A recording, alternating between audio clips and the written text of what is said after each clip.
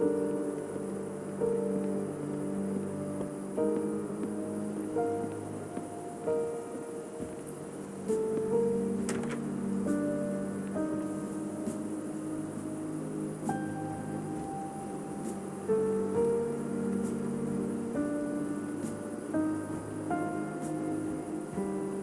no!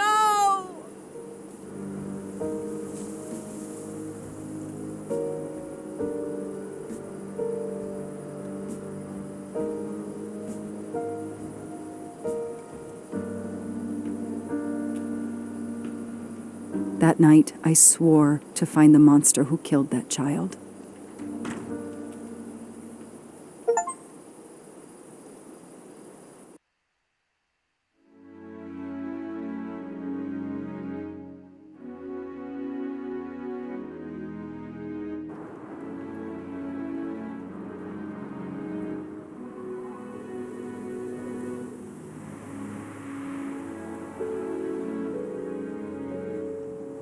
Ratchet on train saw me?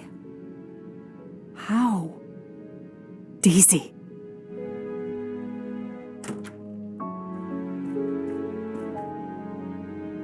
She was awake? And then she collapsed again. I take the responsibility. She was weaker than I realized. Oh. Lie still while I examine you.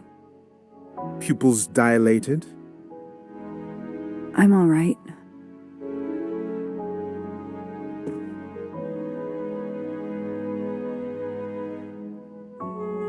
You are far from all right. You have been heavily sedated. Your pulse is very weak.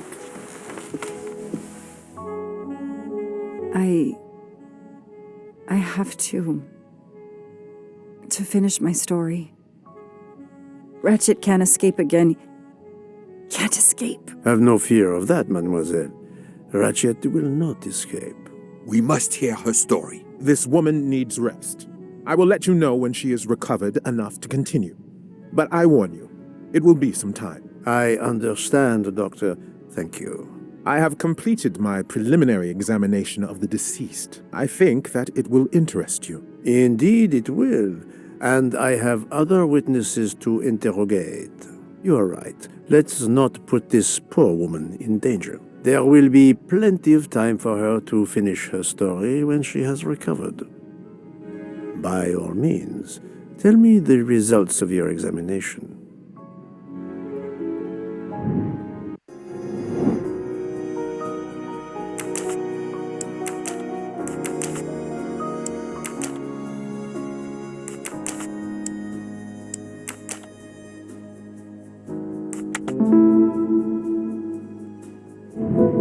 That's the right answer.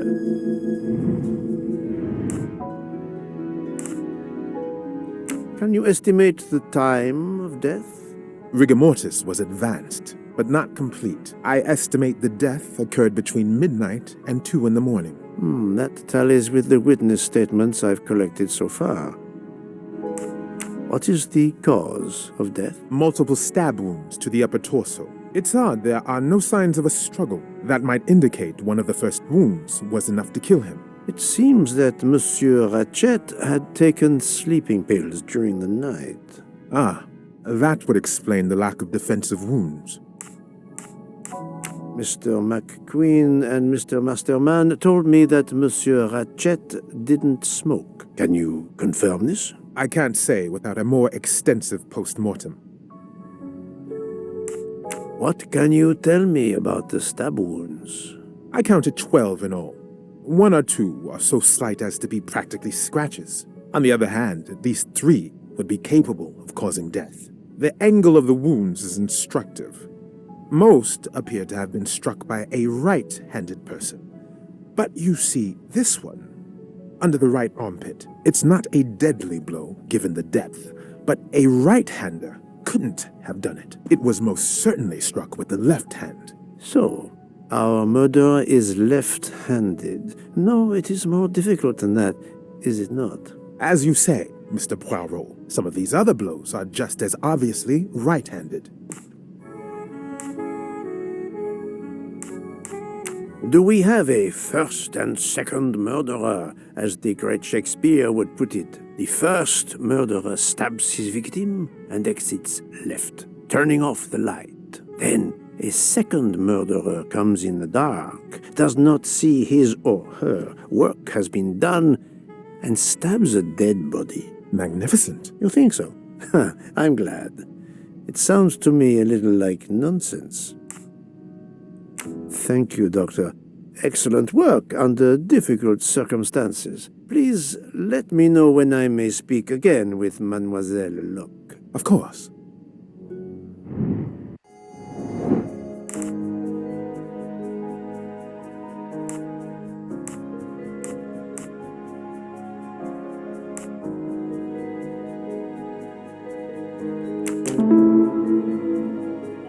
Yes, that's certainly a good place to start.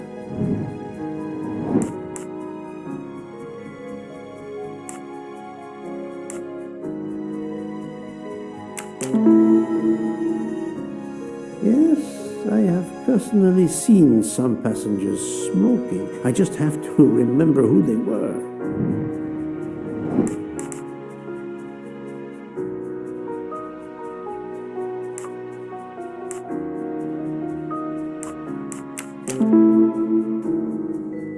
Yes, I suppose it's likely they will give me the list of who smokes what. Et voilà.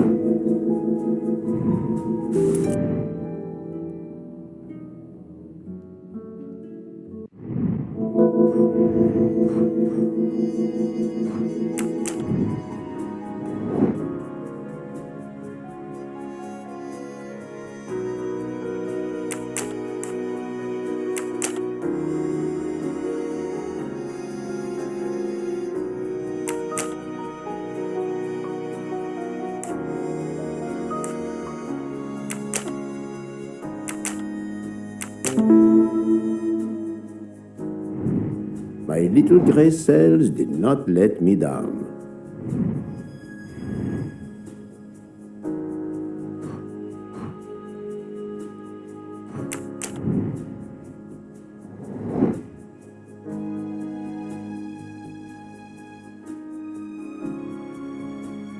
Are you a smoker? No, definitely not. Filthy habit. Are you a smoker? No, definitely not. Filthy habit. Adequate.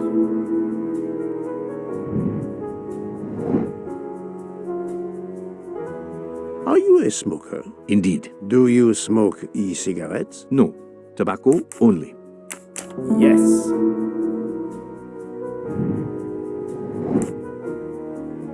Are you a smoker? Yes, sir. I have a cigarette now and then to relax. Are you a smoker? Yes, sir. I have a cigarette now and then to relax. Great.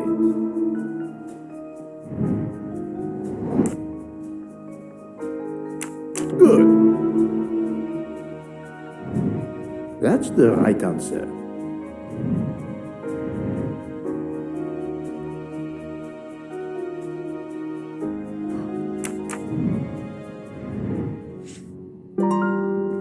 How is Mademoiselle Locke, Doctor? Her vital signs are improving, but she is still unconscious. I understand. Thank you for looking after her.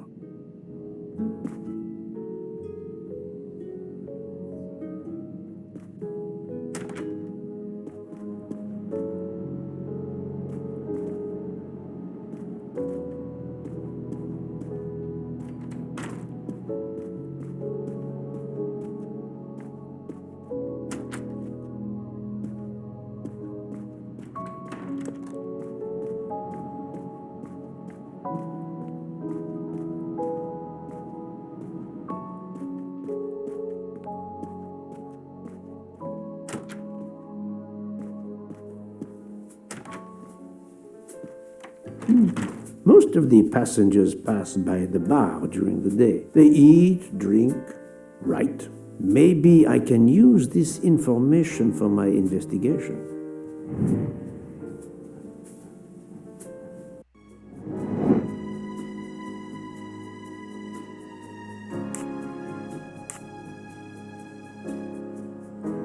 This is wrong, but I'm never far from the truth. Good job.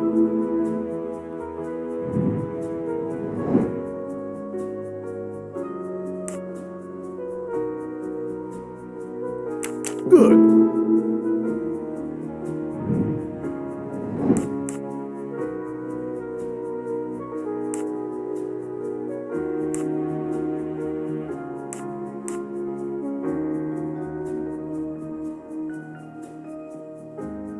I must admit I'm not right this time. Well done. That was easy. Mademoiselle Debenham, I have a few questions for you. Of course. Let's start with your movements last night. There's little to tell. I went to bed and slept. Did you know the man who was killed? I saw him for the first time during lunch yesterday. Did you notice anything about him? Well, if I believed in auras, I might say he seemed dark. Would you mind writing your address on this paper for me? Not at all. That's it. Mademoiselle Debenham is right-handed. Do you recall what time Mademoiselle Olsen went to get some aspirin from Madame Hubbard? I remember glancing at the clock. She left our room just after 10:30 p.m. Was she away for a long time? About 5 minutes. That confirms what Madame Hubbard told me. Do you smoke by any chance? No, I never have. Do you own a scarlet nightgown? No, it isn't mine. Whose then? I don't know. What do you mean? You do not say, I have no such thing. You say, it isn't mine, meaning that you know who it belongs to, am I correct? Oh, I see. No. I woke up this morning about 5 a.m. with the feeling that the train had been standing still for a long time. I opened the door, and I saw someone in a scarlet kimono some way down the corridor. Her back was turned. It was impossible to see who it was. I understand. Thank you for your assistance, mademoiselle.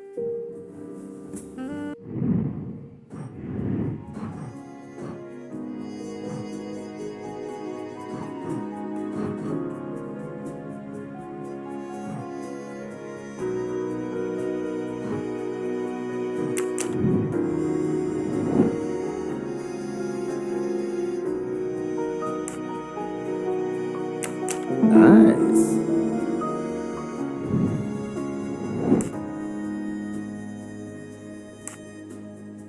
I must admit I'm not right this time. Adequate. My little gray cells did not let me down.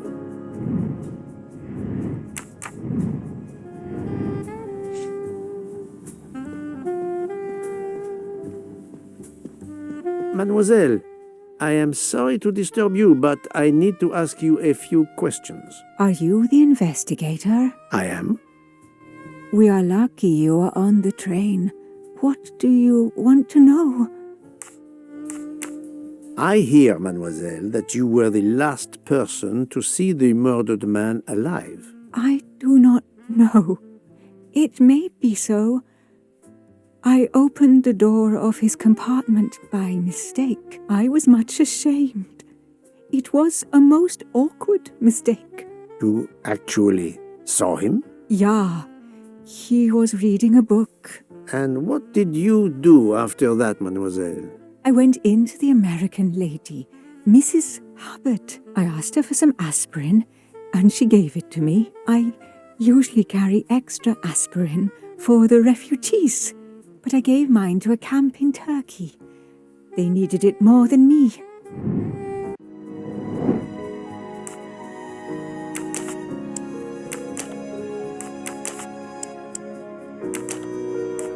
This is wrong, but I'm never far from the truth.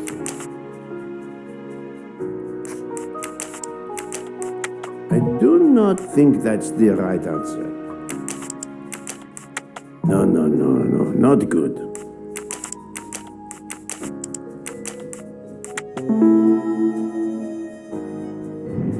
Et voilà.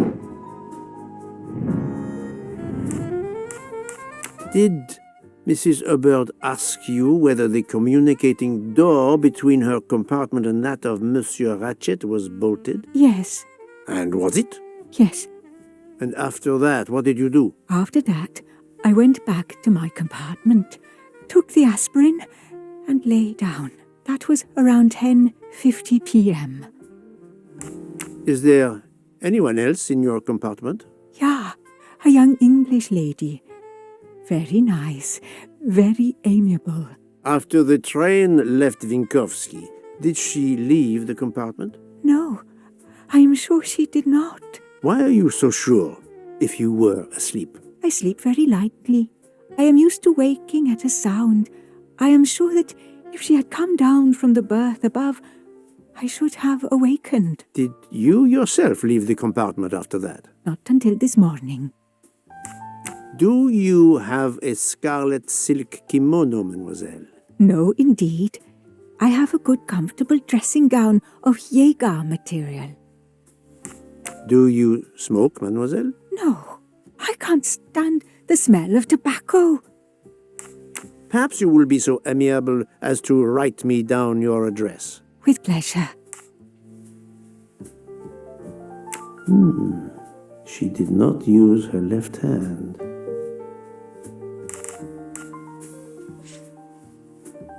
This was a very interesting conversation, mademoiselle. I thank you. If you have any other questions, I'll be in my compartment. Good luck, Mr. Poirot.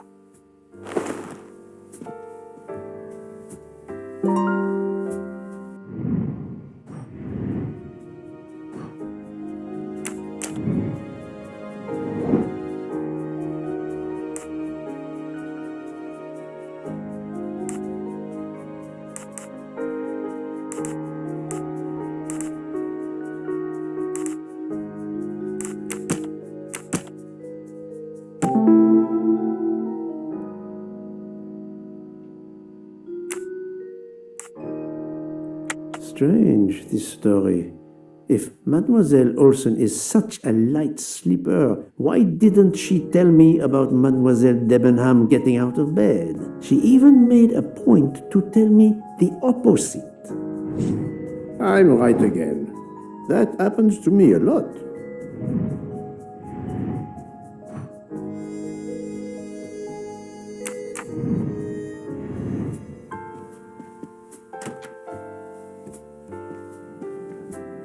I'll observe her instead.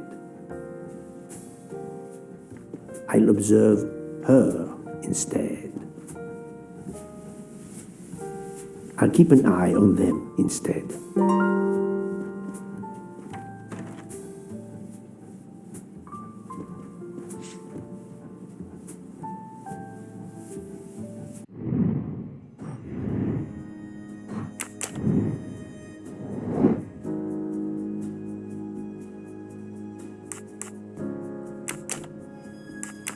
Think, Poirot. That is not a good answer. I must admit I'm not right this time.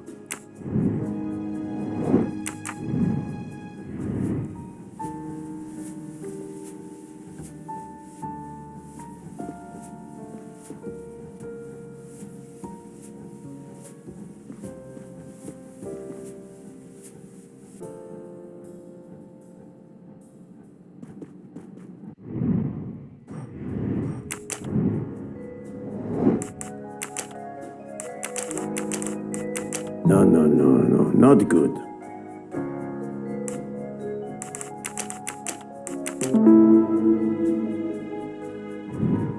That was easy.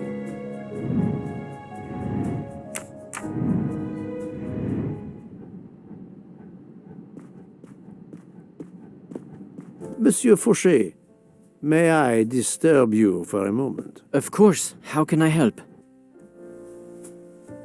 It is, of course, about the murder of Monsieur Ratchet. Can you tell me your movements last night? I understand. Yesterday evening, I took a break at Vinkovsky station with Hotaru. We then went to our quarters in the staff accommodations, a section of the luggage car. Freya was there, reading, and I went to bed right after. Freya is there now, I think, and Hotaru is in the kitchen. They can verify my story. What time was this? 11:30 p.m. or a bit after. The snow is beginning to fall heavily. I see. Thank you. Can you write your address on this paper, please? You want to pay me a visit? Who knows, Monsieur Fauché? He is right-handed, there can be no doubt. Are you a smoker? I'm trying to quit, but yes. I'm now down to just 1 pack of cigarettes a week. If you're looking for a heavy smoker, you should talk to Hotaru. Thank you, Monsieur Fauché.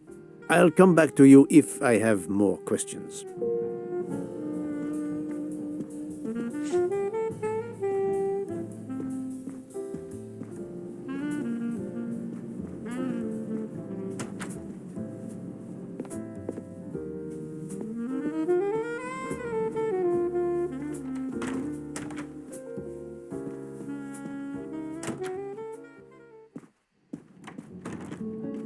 So, Poirot, I hope you are progressing in your investigation. I have not finished yet, but it is progressing, yes. I still have many questions that must be answered. I will report to you as soon as I can.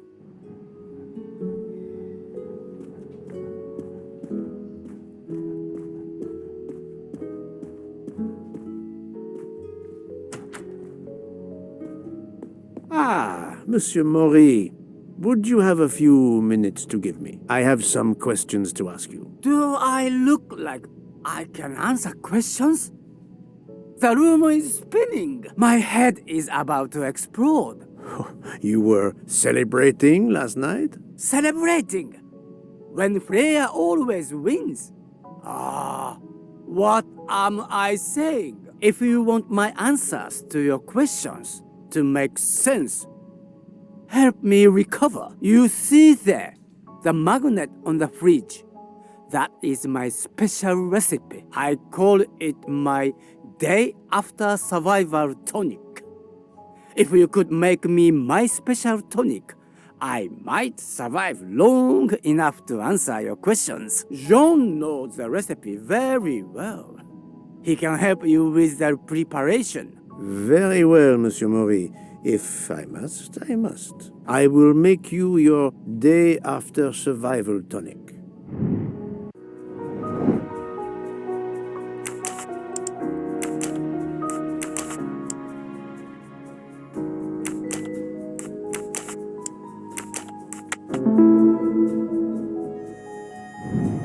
My little gray cells did not let me down.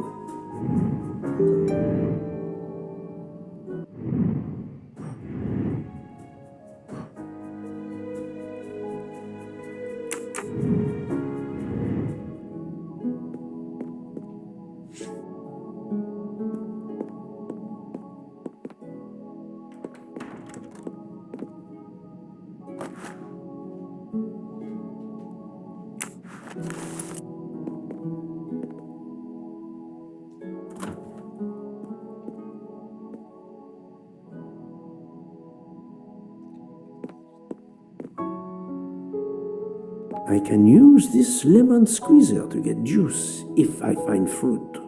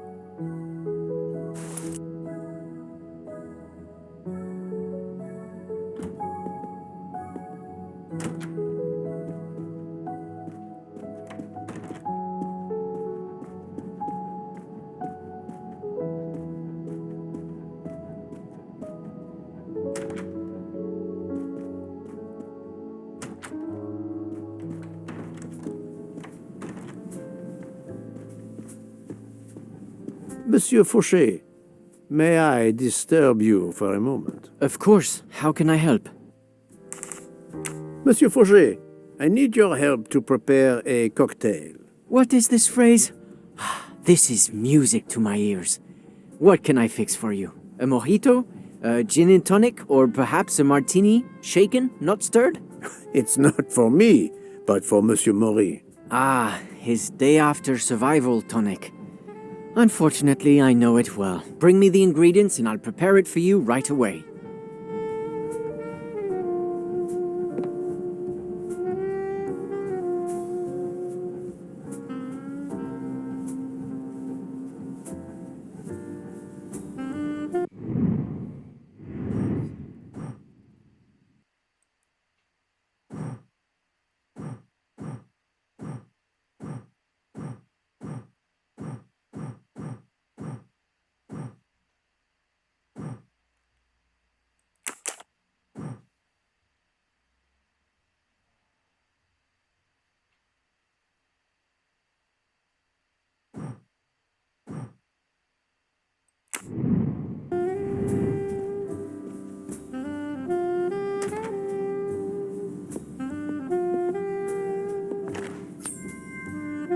Come to Poirot, my exquisitely sculpted friend.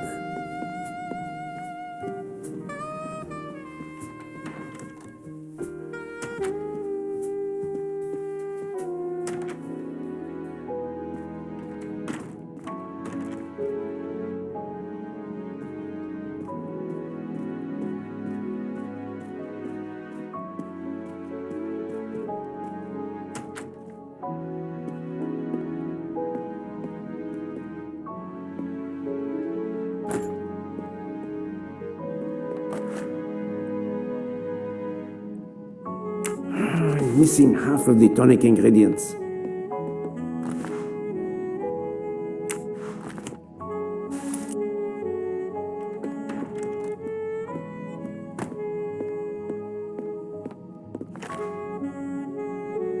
I have all the ingredients for Monsieur Maury's tonic. I have to go and see Monsieur Fauché so he can prepare it for me.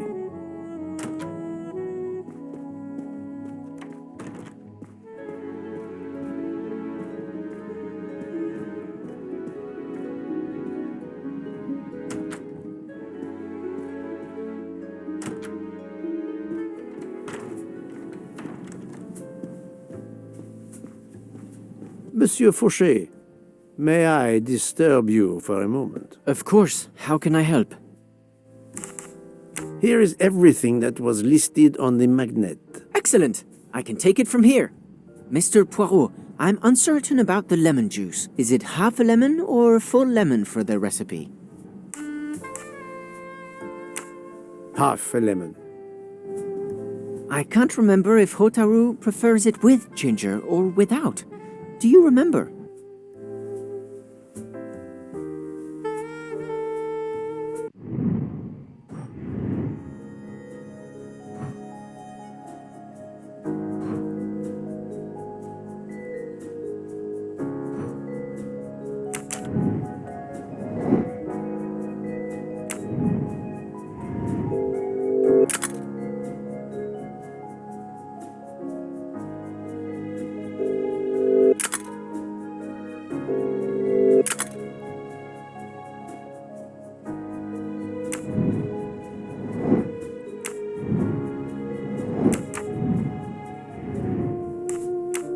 I can assure you that he will want the ginger.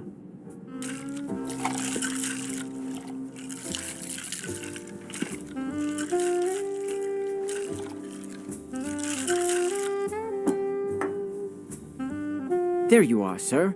Hotaru will be himself again. Excellent. Thank you very much.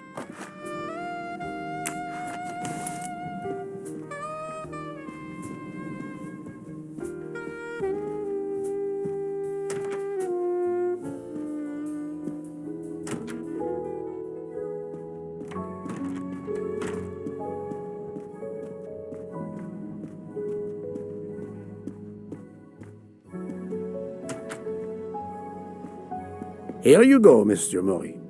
I hope this will help you. Thank you very much. Please give me a moment while this takes effect. It will be a while, I'm afraid.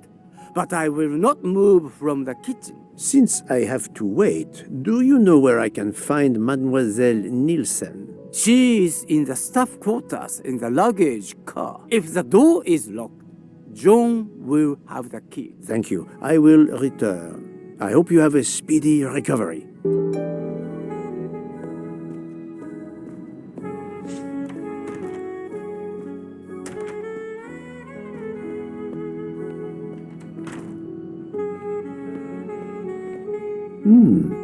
It's locked.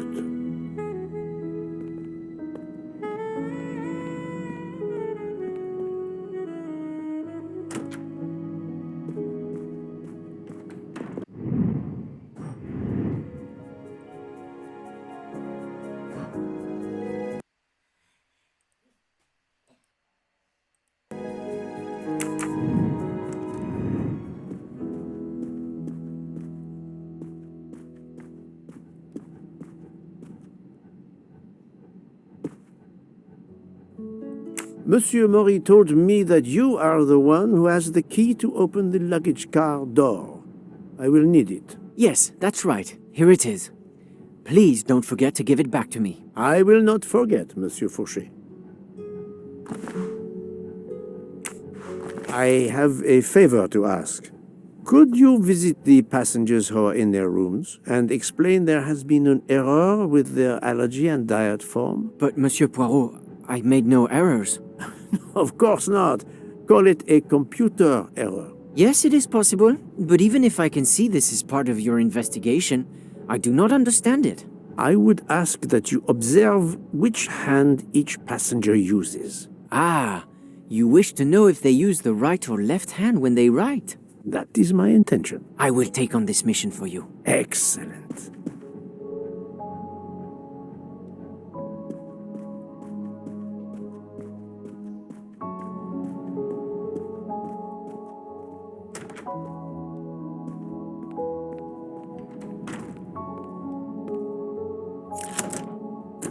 That's it.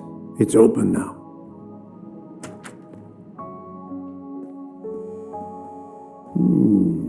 Empty rum bottles.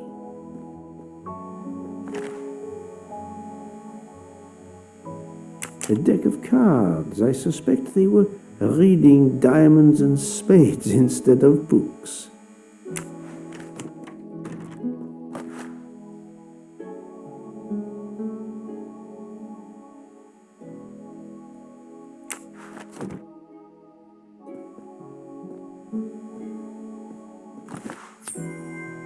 You can never have too many of these.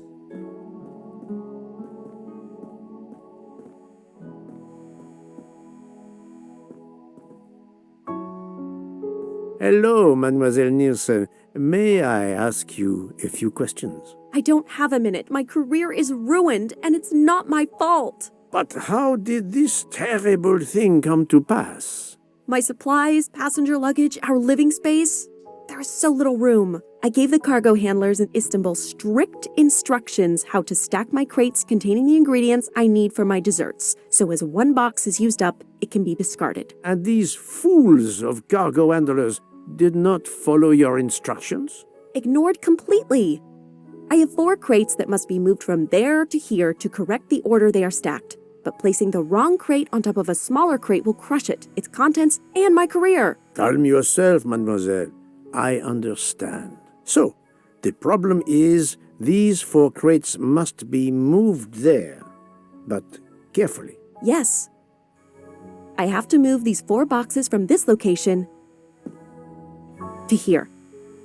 But there is not much space to move the boxes, and I have to be careful never to put a bigger box on top of a smaller one, or the smaller crate will be destroyed. The problem is clear. I shall assist you.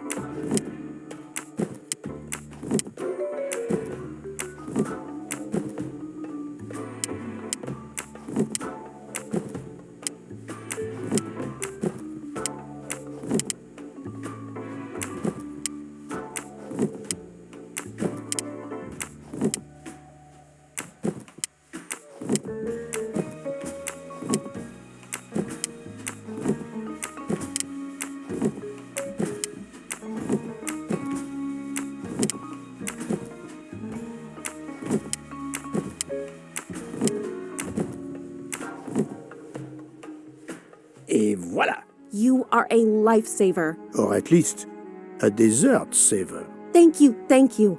I will gladly answer your questions.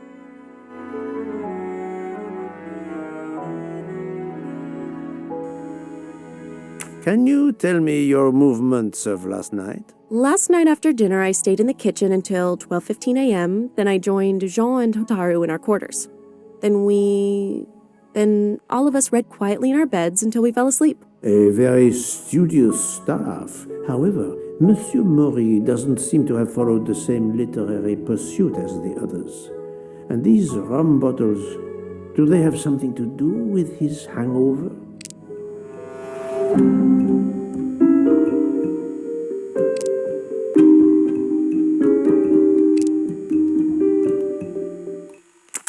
I rather think that you didn't just read last night. What makes you say that?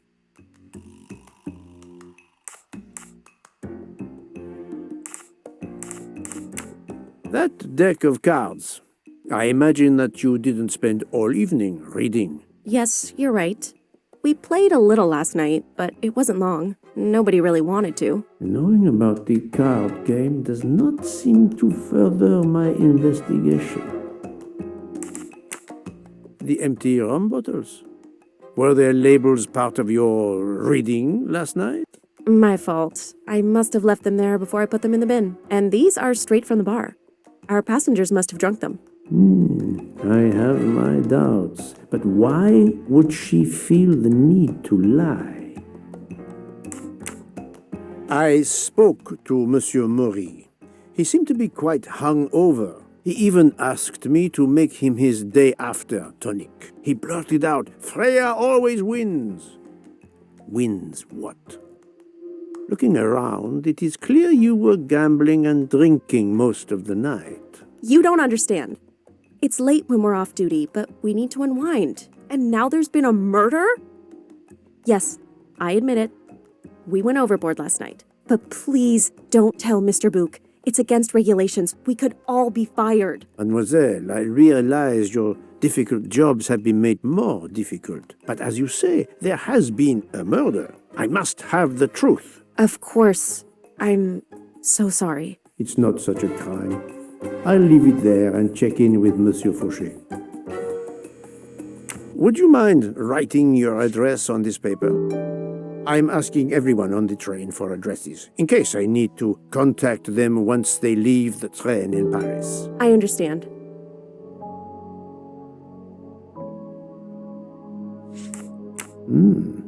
No, she used her right hand.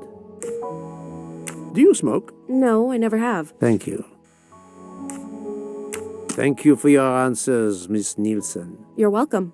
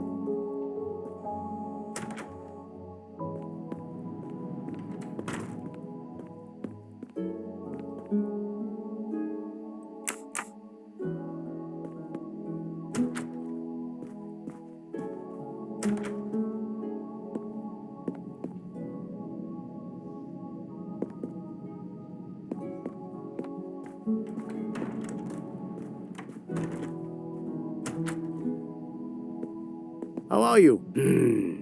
It's better. Thank you. Then may I ask you some questions? It will not take long. Quickly, please. I have hungry passengers to feed. Très bien.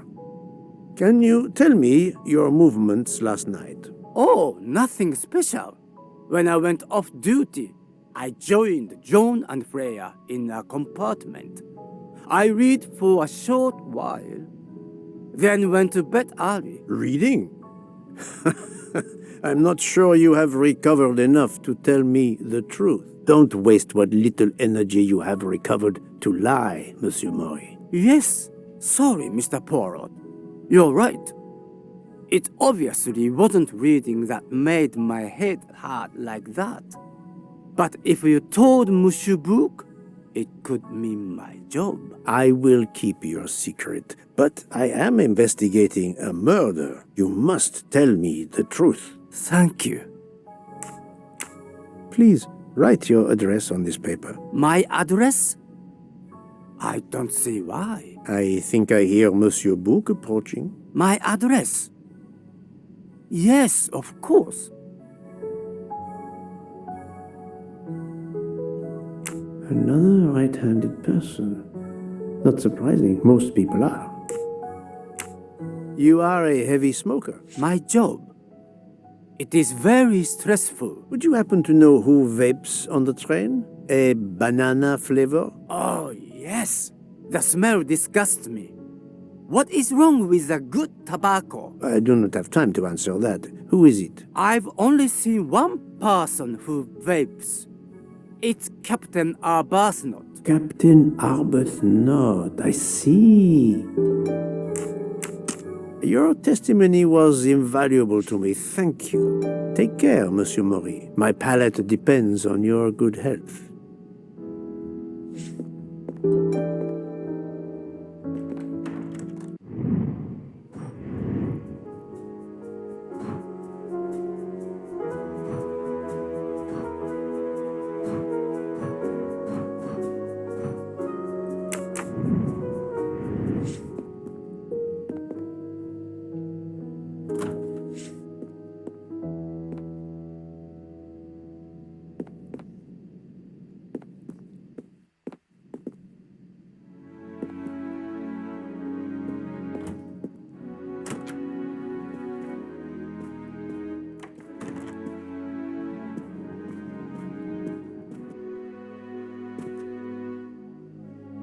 Here is your key. Thank you very much.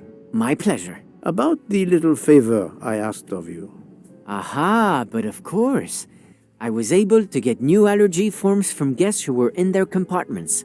Monsieur McQueen, Monsieur Masterman, Count and Countess Andreni, they are all right-handed. I also asked Princess Dragomirov, but she had her assistant, Madame Schmidt, sign for her. She is right-handed as well. You have exceeded my expectations. Well done. Thank you, Monsieur Fauché. I'll come back to you if I have more questions.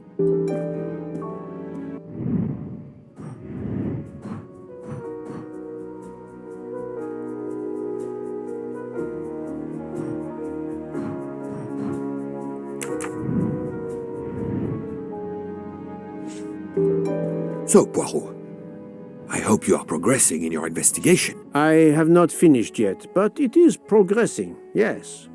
I still have many questions that must be answered. I will report to you as soon as I can.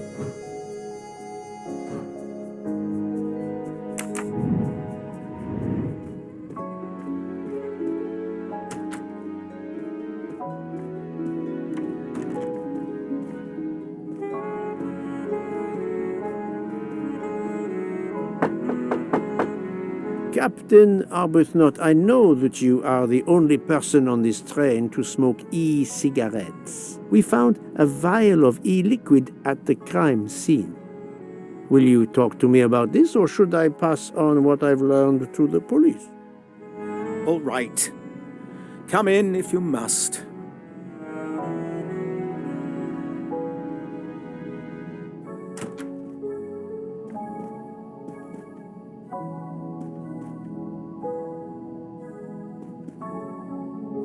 I have just a few questions for you. Very well. Let's hear them.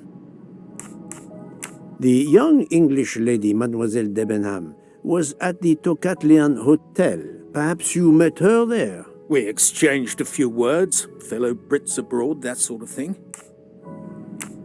What can you tell me about Mademoiselle Debenham? Nothing whatsoever. We barely spoke. The director of the Orient Express, Monsieur Bouc, thinks the assassin is a woman. And that is enough to accuse her? She had nothing to do with this murder. How can you be so certain? The idea is absurd. Ratchet was a perfect stranger to her. She'd never seen him before. Ah, did she tell you so? Well, yes, maybe she did. She may have commented once upon his somewhat unpleasant appearance. If a woman is concerned, as you seem to think, to my mind, without any evidence, I can assure you that Miss Debenham could not possibly be implicated. It is clear that the captain is defending Miss Debenham, a woman he supposedly doesn't know very well. What were you doing last night around 1:15? 1:15? I believe I was still talking to that young American fellow, Mr. McQueen, the secretary of the man who was killed. We were in his compartment. He was a friend or acquaintance of yours? No, I never saw him before this journey. We'd hit it off at dinner, and the conversation continued into the early hours. Until what time was that? Until 1:45 or so. Then I retired to my room and went to sleep. There is nothing you can recall last night that in any way struck you as suspicious? It's nothing. A mere detail. Allow me to be the judge. Well, before returning to my room, I went to the lounge car to get a glass of water. When I was passing through the first-class corridor, I noticed that the door, which is just after your room, 201, was not quite closed, and the person who was inside peered out, in a furtive sort of way. Then he closed the door quickly. I know there's nothing in that, but it was the furtive way it was done that caught my attention. Struck me as a bit odd. I understand. Thank you for letting me know. Could you write down your address here, please? My address? If you insist.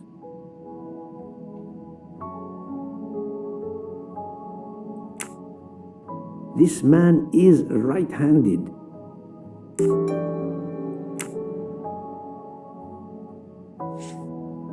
Is this e-cigarette liquid yours? What flavor is it? Banana. Well, that is awkward. That's my flavor of choice. But I have no idea what it was doing there, whatever. Can you explain how it ended up there? I have no idea. I never entered the man's room, Poirot. That's the truth. Thank you, Captain. You're welcome.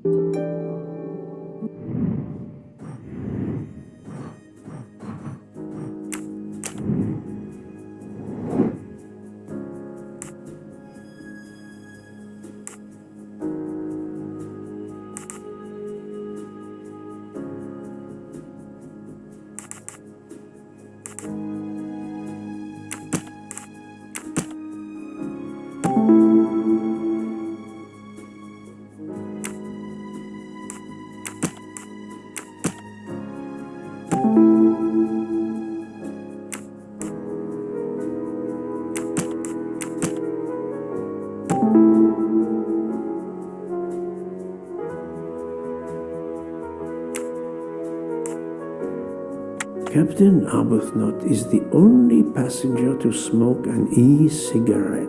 Even if this liquid in Ratchet's room is a solid clue, he has an alibi. I cannot accuse him without any other proof. I'm right again. That happens to me a lot.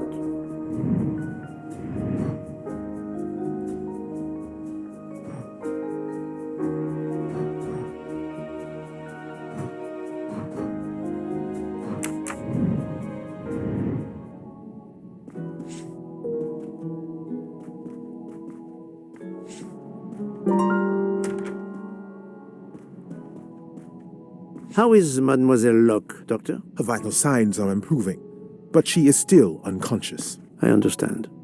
Thank you for looking after her.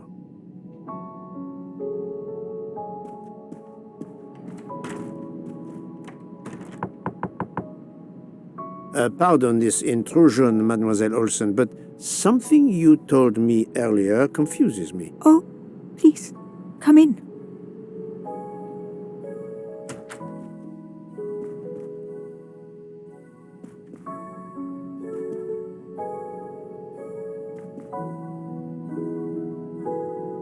How can you be sure Mademoiselle Debenham was in bed all night? As I told you, I am a very light sleeper. The slightest noise wakes me up. If Fraulein Debenham had gotten out of her bed, I would have heard her. I got up this morning around 8 a.m. She was sleeping soundly.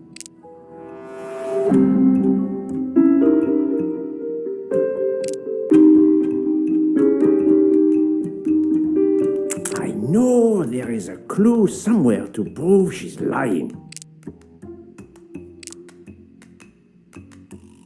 Are you certain you would have heard her? Yes. Why are you asking? I spoke to Mademoiselle Debenham and she told me that she got up around 5 o'clock in the morning. She opened the door and looked down the corridor. It was then that she saw a woman in a red kimono. How do you explain that?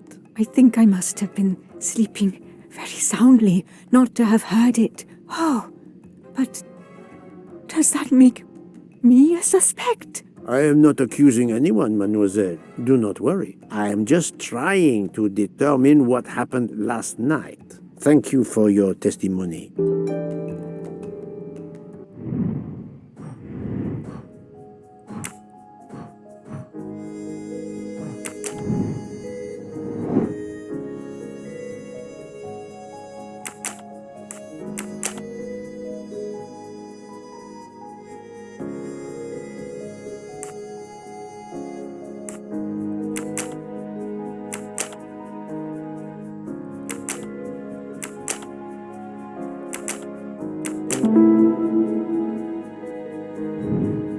That was easy.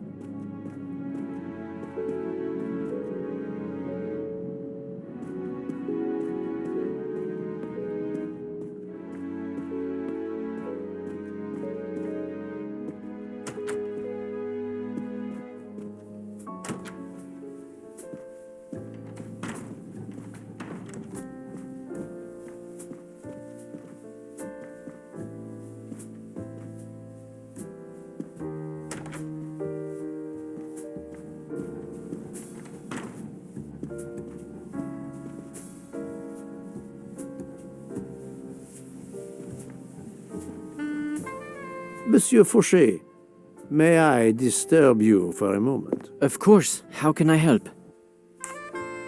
So, Monsieur Fauché, are you trying to hide things from me? I know about your little party last night. You are not a detective for nothing.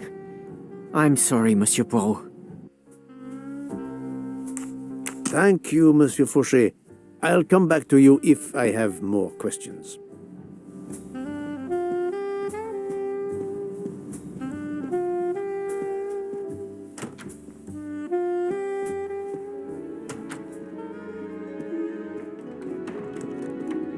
So, Poirot, I hope you are progressing in your investigation.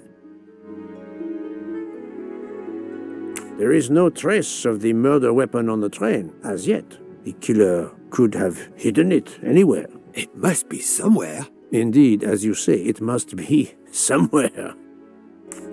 According to Dr. Constantine's report, the stab wounds were made by at least one right-handed and one left-handed person, and with different strength. For the moment, everyone I have checked is right-handed. It is impossible to draw any conclusions as yet. However, I still have a few people to interrogate, notably the Russian princess. You still have many avenues to explore? Indeed, the case is far from over, mon ami. I identified the person responsible for the bottle of liquid for the vape found at the crime scene. So, this is our culprit? Do we hold him? No, unfortunately, this bottle belongs to Captain Arbuthnot, but he has an alibi, confirmed by Monsieur McQueen for the time of the murder. Monsieur Bouc, Monsieur Poirot. Michel, calm down. But it's Mrs. Hobart. She says she found the murder weapon in her room. She's very upset. Let's go, Poirot.